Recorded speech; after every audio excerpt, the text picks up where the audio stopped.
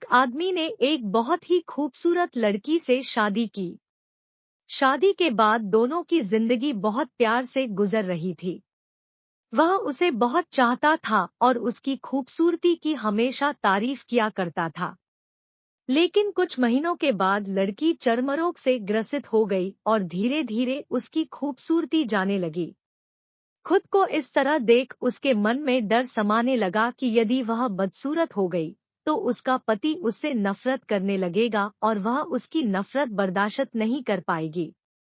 इस बीच एक दिन पति को किसी काम से शहर से बाहर जाना पड़ा। काम खत्म कर जब वह घर वापस लौट रहा था, उसका एक्सीडेंट हो गया।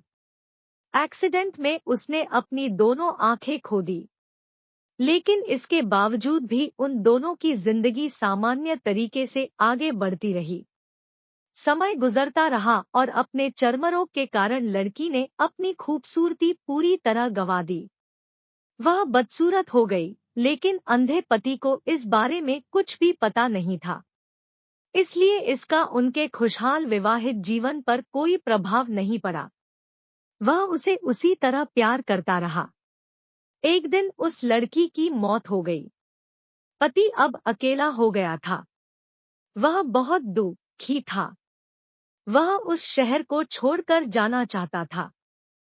उसने अंतिम संस्कार की सारी क्रियाविधि पूर्ण की और शहर छोड़कर जाने लगा। तभी एक आदमी ने पीछे से उसे पुकारा और पास आकर कहा, अब तुम बिना सहारे के अकेले कैसे चल पाओगे? इतने साल तो तुम्हारी पत्नी तुम्हारी मदद किया करती थी। पति ने जवाब दिया, दोस्त, मैं अंधा नहीं हूँ, मैं बस अंधा होने का नाटक कर रहा था, क्योंकि यदि मेरी पत्नी को पता चल जाता कि मैं उसकी बदसूरती देख सकता हूँ, तो यह उसे उसके रोग से ज्यादा दर्द देता। इसलिए मैंने इतने साल अंधे होने का दिखावा किया। वह बहुत अच्छी पत्नी थी।